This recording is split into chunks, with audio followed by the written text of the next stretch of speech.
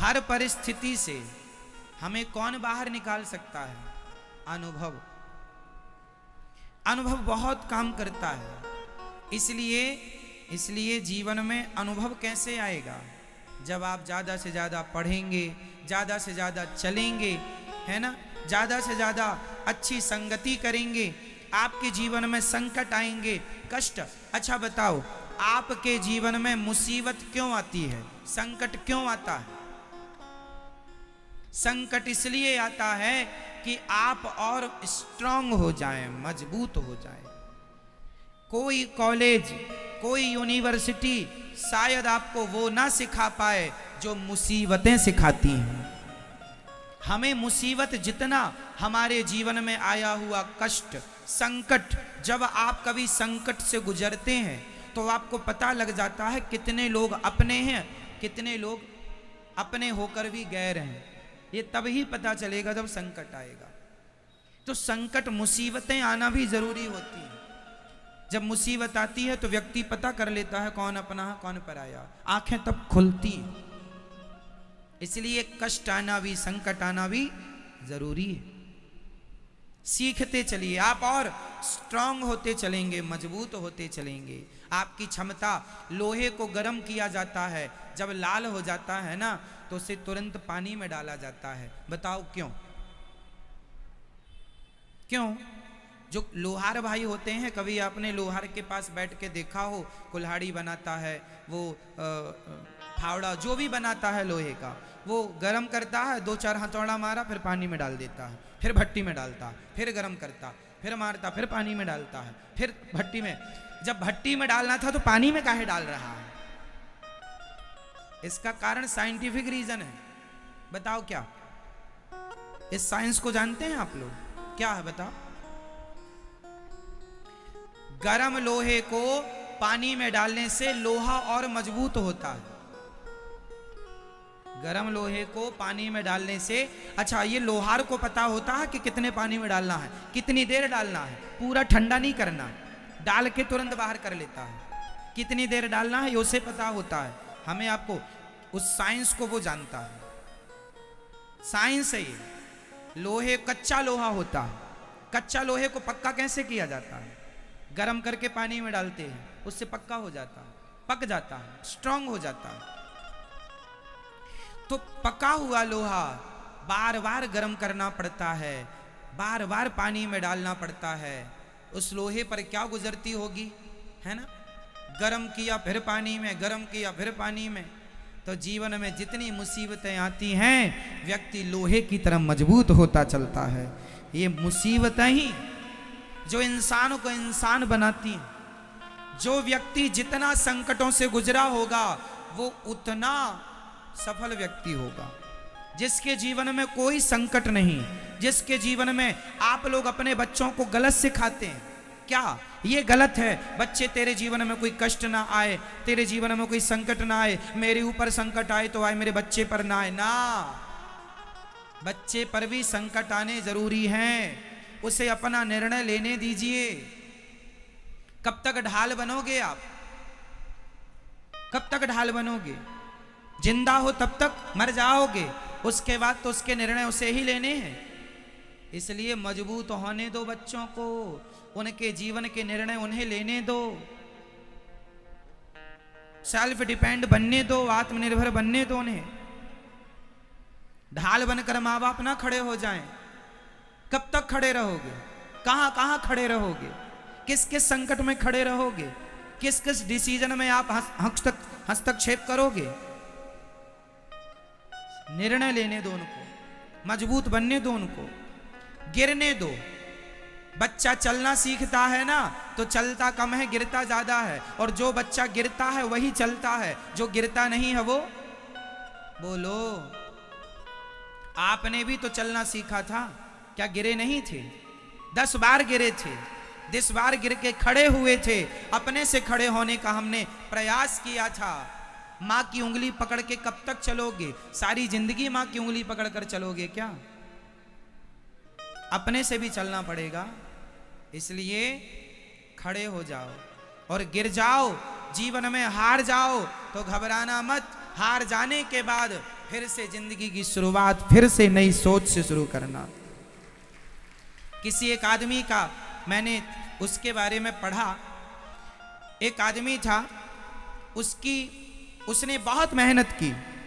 सत्य घटना है, आदमी का नाम मुझे याद था, अभी भूला है। एक व्यक्ति था, बहुत बड़ा आदमी था। ये समझो कि उसके हजारों करोड़ का टर्नओवर था, हजारों करोड़ों की उसकी बड़ी बड़ी फैक्ट्रियां थी, ना जाने क्या क्या काम था। अचानक उसकी फैक्ट्री में आग लग गई। उसकी सारी जिंदगी की फैक्ट्री, कमाई, मेहनत, वो फैक्ट्री ही थी, वहां से ही वो सफल था। उस फैक्ट्री में आग लग गई। जब आग लगी तो उस आदमी ने अपनी पत्नी को फोन लगाया, कहाँ हो? घर पर हूं, फैक्ट्री आ जाओ। पत्नी फैक्ट्री आई। पत्नी के तो होश उड़ गए, फैक्ट्री जल रही थी, पर उसका पति मुस्कुरा रहा था। और मुस्कुराते हुए उसने अपनी पत्नी से कहा, ऐसी आग कभी देखी है? उसकी पत्नी को लगा कहीं मेरे पति पागल तो नहीं हो गए, क्योंकि इतना बड़ा धक्का लग जाना कि सारी जिंदगी की कमाई जल जाए। उसको लगा कहीं मेरे पति डिप्रेशन में तो नहीं चले गए, पागल तो नहीं हो। कह रहे हैं ऐसी आग कभी देखी है? ऐसी कौन बातें करता है भाई? पत्नी ने पति को हिलाया, आप ठीक हैं? ये अपनी फैक्ट्री है, जल रही है। पति ने कहा, पगली पता है अपनी फैक्ट्री है, आग लग गई है, जल रही है, पर देख इस आग का भी आनंद ले। पत्नी को समझ ना पाई। पत्नी ने पूछा, आप कहना क्या चाहते हैं? बोले सुबह बताऊंगा। रात हुई, सो गए दोनों। सवेरा हुआ, पति उसको समझाया, यदि मैं रोऊंगा तो क्या रोने से आग बुझ जाएगी? मैं डिप्रेशन में चला जाऊंगा तो क्या डिप्रेशन में जाने से मेरी आग बुझ जाएगी? मैं चिल्लाऊं, चीखूं, छाती पीटूं, हे भगवान मैं बर्बाद हो गया, कोसूं भगवान को, गालियां दूं भगवान को, तो क्या इससे मेरी फैक्ट्री फिर से वापस आ जाएगी? कुछ नहीं होना। इसलिए उसने कुछ नहीं उत्तर दिया। सवेरा हुआ, रोज की तरह फिर तैयार हुआ, फिर गया। पत्नी ने कहा, अब कहाँ जा रहे हैं? अब तो फैक्ट्री रही ही नहीं। उसने कहा, पगली 20 साल पहले फैक्ट्री खड़ी की थी, अब मैं फिर उस 20 साल पीछे जा रहा हूं। फिर मैं पहले दिन से शुरुआत करूंगा। 20 साल बाद फिर तुझे यूं की यूं फैक्ट्री दिखाई पड़ेगी। इसे कहते हैं पॉजिटिविटी, इसे कहते हैं सकारात्मकता।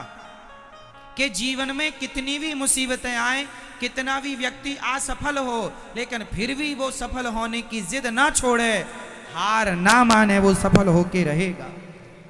क्या कर लेगी मुसीबतें आपका? क्या कर लेंगे कष्ट, संकट आपका? यदि आप मजबूत हैं तो। टूटना बाहर से नहीं होता साहब, टूटना भीतर से होता है।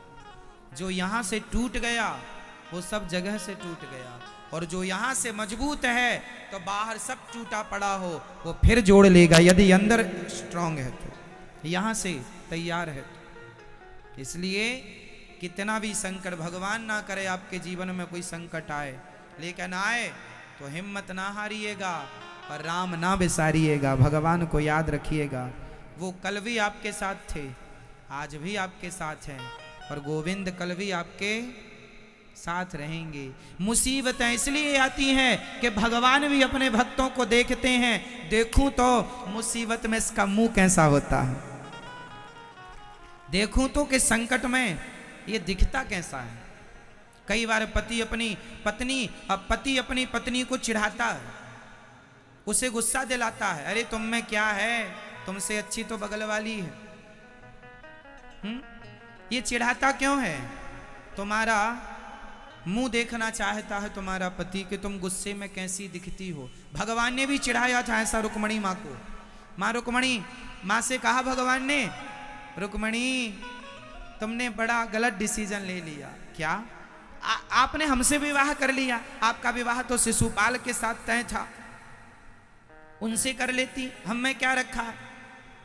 ये बात भगवान ने भी कही थी। एक हर पति अपनी पत्नी को कई बार ये मजाक मजाक में कहता है, तो कहता है इसलिए नहीं कि वो किसी और को चाहता है, इसलिए कहता है कि तुम सदा मुस्कुराती रहती हो, मुस्कुराता हुआ चेहरा तो देखा है, शायद उसकी इच्छा है कि वो तुम्हारा गुस्से वाला चेहरा भी देखे।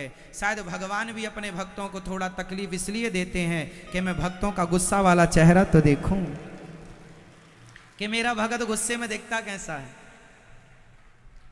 मेरा भगत गुस्से में दिखता कैसा है। इसलिए भगवान जीवन में कभी कभी विपत्ति देते हैं, इसलिए आपको उन विपत्तियों से घबराना नहीं चाहिए। आने वाले संकटों को डट कर उनका सामना करना चाहिए और ये याद रखना चाहिए कि भगवान हमारे, तू अकेला नहीं प्यारे राम तेरे साथ।